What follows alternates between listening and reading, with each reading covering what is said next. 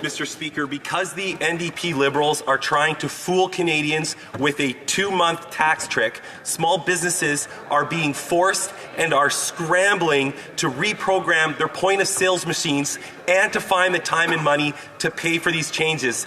It is a shame the Minister of Small Business knew and did not care that this tax trick would hurt the very businesses she purports to help. We all know an election is coming. Can we simply stop with the desperation and call for a carbon tax election today?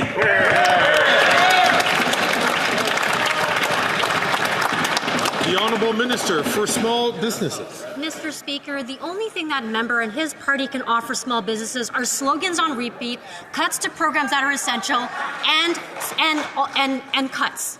So, Mr. Speaker, our tax break is not just good for small businesses, it's good for their customers.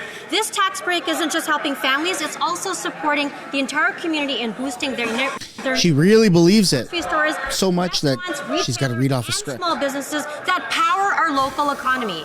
CRA has provided further guidance on this today, which will help support small businesses, and small businesses can call the CRA hotline to get further support. Thank you, Mr. Speaker. The Honourable Member for Bay of Quinte. Mr. Speaker, 40% of Canada's economy is tied to our relationship and trade with the U.S. But after 9 years, we have no softwood lumber deal. And what's happened? Tariffs have doubled, and they're set to double again if we have a first increase but a second if Trump gets his way and we don't fix the border. After 9 years, Mr. Speaker, we have lost 90,000 jobs in softwood lumber, 40,000 each in Ontario, Quebec alone. The last Prime Minister solved this in 79 days. It's been 3,311 days. Where's the plan for softwood lumber?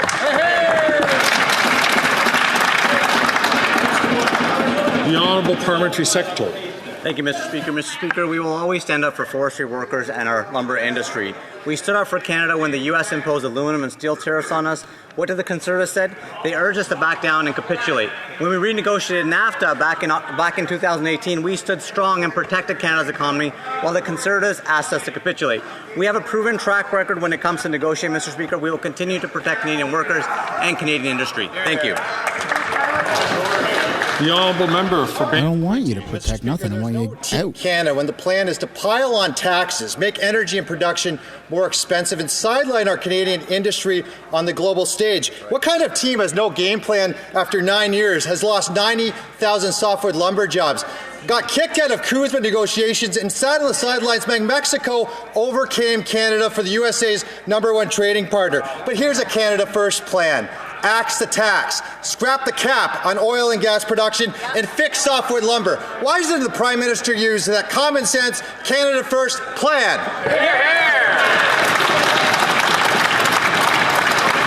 The Honourable Parliamentary Secretary to the Minister for International Trade. Mr. Speaker, the U.S. is a very important partner to our economy and to our relationships with the rest of the world. When you talk about trade, we have $1.3 trillion of trade last year with the U.S., which is a record since we renegotiated NAFTA in 2018. Mr. Speaker, we will continue to be at the table with a Team Canada approach as we continue to protect Canadian businesses and workers. Thank you, Mr. Speaker. I hate how they keep saying a Team Canada approach. Canada's 3 million temporary migrants do not appear poised to leave voluntarily. That's the headline from a major Canadian newspaper. The Immigration Minister naively expects that they'll leave voluntarily. Migrant advocates admit they have no such plans. This sets the stage for mass overstays and more illegal border crossings into the United States. This strains our relations with the newly elected U.S. administration, now threatening a 25% tariff if we don't secure our border. What is the Prime Minister's plan to enforce the laws and ensure that people who need to leave do so? The Honourable Minister for Immigration, Citizenship and Refugees. First, Mr. Speaker, the members opposite can get their facts straight. They float around numbers, 3 million, 5 million. They actually don't know what they're talking about in response to their own order paper question. I hear them heckling me, but who they really should be heckling is the leader of the opposition, who is pandering to all these groups, promising visas to everyone and not to deport anyone. That's not responsible. He really needs to grow up if he's going to be responsible. Thank you.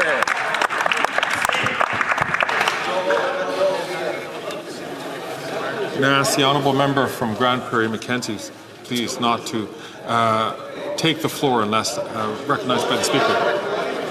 The Honourable Member from Calgary Shepherd.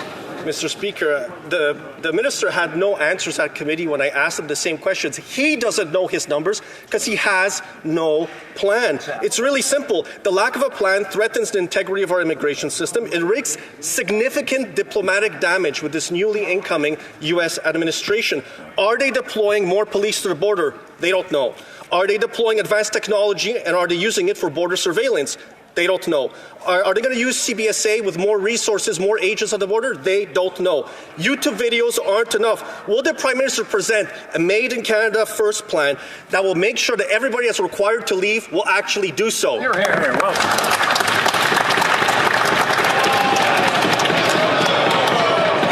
Order. Order. I guess you're not grown up enough, eh? Oh my God. This is getting pretty nasty. Your Secretary to the Minister for Public Safety. Mr. Speaker, it seems the Conservatives are a little nervous about me responding, probably because I'm going to point out the fact that they cut over 1,000 jobs from CBSA. They were warned that their cuts would lead to more guns, more human trafficking, more drugs entering our border. But what did we do on this side of the House? We reversed those cuts. We invest in our police services. As a result, we've seen an increase of 600% more misrepresentation in investigations happening, and a decrease of migrants entering the border through the south by 50% because investments work. The Honourable Member for La Prairie.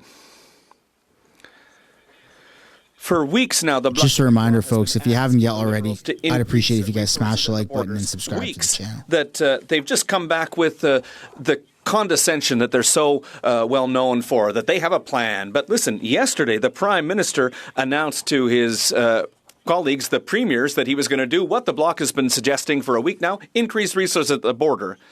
You know, up to last night, there was no plan and there were no resources at the border. So why do the Liberals always have to wake up at the last possible minute? The Honourable Minister of Public Services and Procurement. Thank you, Mr. Speaker. Our colleague knows very well that the relationship with the United States is the most important relationship that we have when it comes to security, economics, and the border. And that's why for many decades now we've worked well and actively with the Americans, and we've done that in recent years, particularly under Mr. Trump's administration. Mr. Trudeau, rather, the Prime Minister, had an excellent meeting yesterday with the premiers. And it's on the basis of ongoing collaboration that we will deal with the issues raised in that conversation. The Honourable Member for La Prairie. Well, better late than never, the Liberals have finally realized they need to increase resources at the border, but they're still unable to tell us exactly when, how much, and how. And that's really serious because in just a couple of months, Donald Trump is going to impose tariffs on our entire economy. They only have tariffs left to fix the leaky border. And until last night, they continued to claim they didn't think there was a problem. Now that they've finally seen the light, can they please explain what the details of their plan are? The Honourable Minister of Global Affairs. Thank you. I don't even care what she's got to say. Put an L in the chat.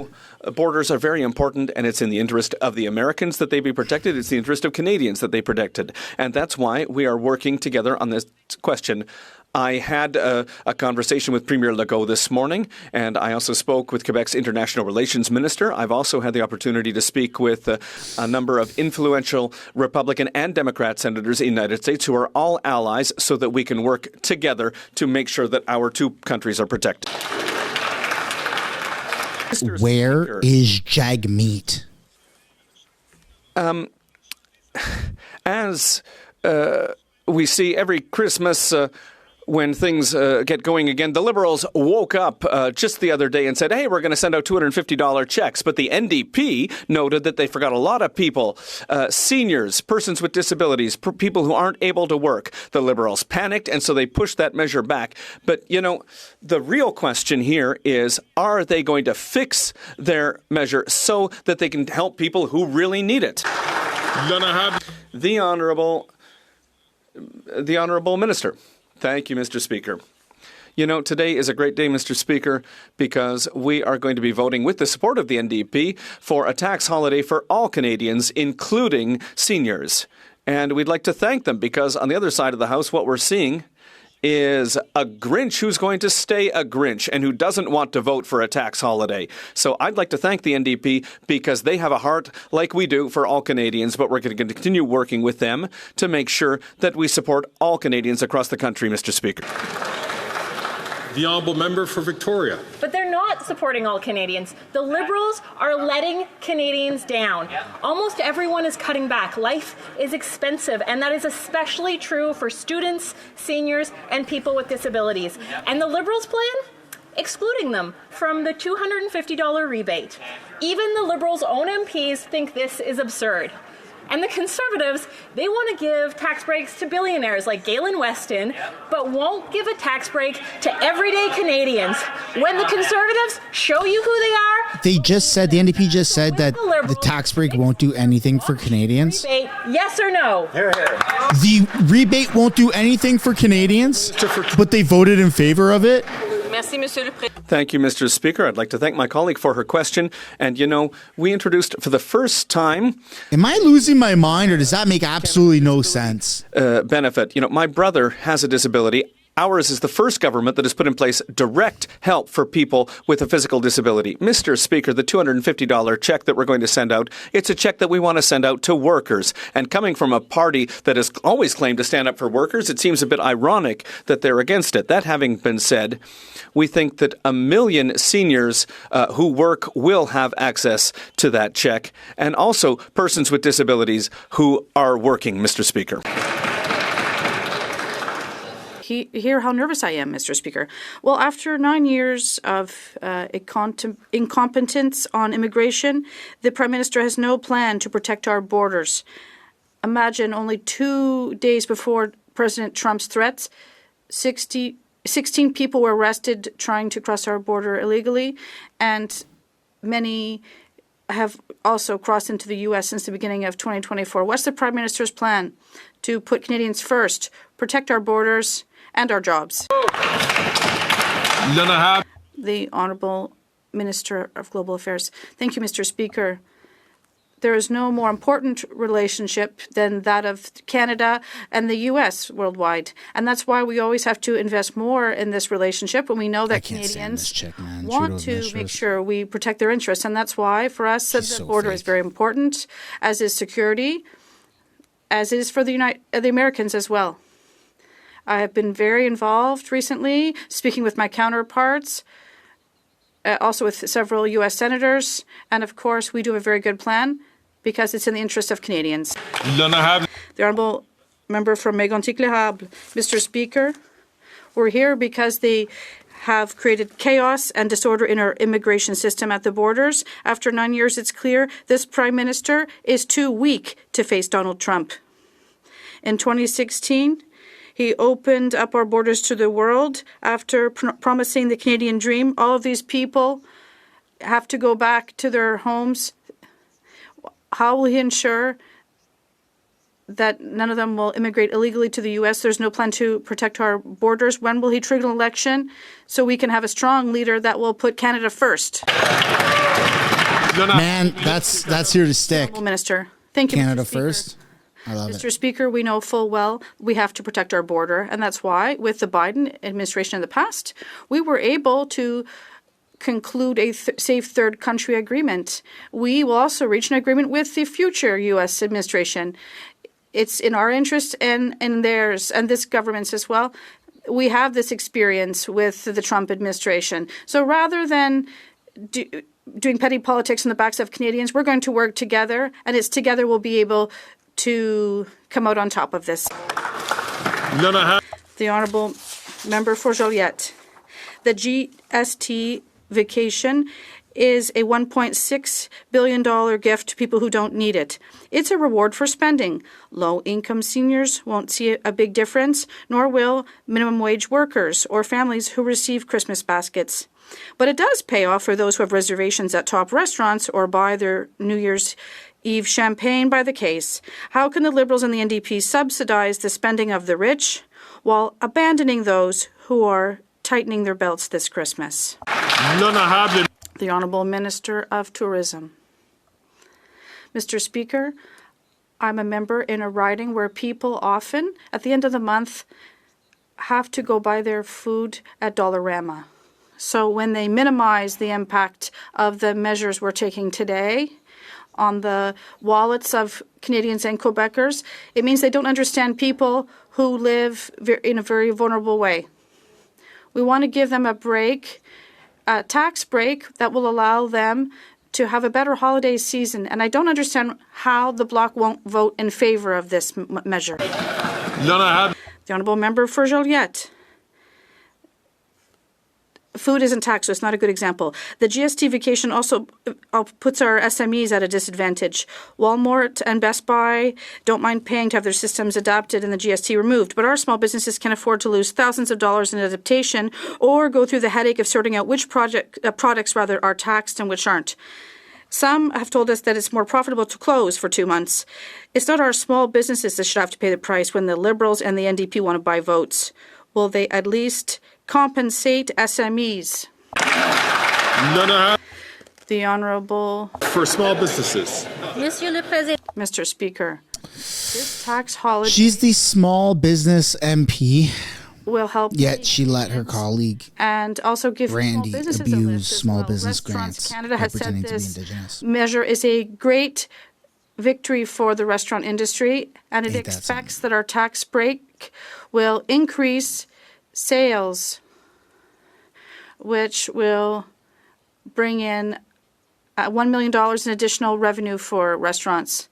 This tax break will help a greater number of people to go to small businesses, and which will boost revenue and our economy.